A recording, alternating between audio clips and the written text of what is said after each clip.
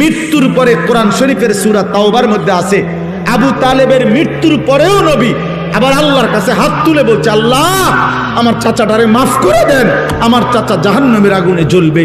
আল্লাহ আমি এটা মাইনা নিতে পারি না। আসমানওয়ালা আল্লাহ কোরআনের আয়াত নাজিল করছে, বন্ধু হাত নামান, আমি মাফ করব না। নামান হাত নামান, খোদার কসম এটা কোরআন শরীফের আয়াত। হাত নামান, আমি মাফ করব না রে বন্ধু। কার হাত নামাইছে? কার হাত বুঝছেন? কার হাত? আপনি বুঝছেন উনি কেডা? আপনি বুঝেন উনি কে? আল্লাহর কি হয় জানেন? কলজাটা, কলজা,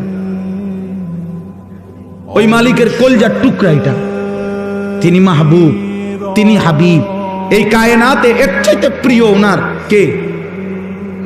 তো তার হাত নামাই দিছে বেটা, ওনার হাত নামাই দিছে। নামান, আপনি হাত নামান।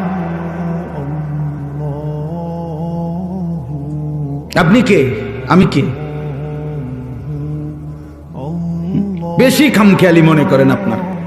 ইব্রাহিম আলাইহিস সালাম কোরআন শরীফে আছে, ইব্রাহিম আলাইহিস সালাম ওনার আব্বা আজরকে জাহান্নাম থেকে বাঁচাবার জন্য কত লক্ষবার যে কাকুতি মিনতি করছে কোরআনের মধ্যে আছে, শত শতবার ইয়া আবাতি, ইয়া আবাতি, ইয়া আবাতি, ইয়া আবাতি কোরআন শরীফে আছে। আব্বা, এই আব্বা, এই আব্বা, আব্বা আপনি ইমান আনেন, ওই বাপ ইমান আনেন, বাপ ইমান আনেন, ইমান আনেন, ইমান আনেন। আপনার জাহান্নামের আযাব ধরে ফেলবে রে আব্বা, আপনি শয়তানের গোলামি করেন না রে আব্বা। এইভাবে বলছেন। আসমানওয়ালা বলছে, ইব্রাহিম খলিল হইতে পারো তুমি আমার, আমি তোমার বাপের হেদায়েত দেব না।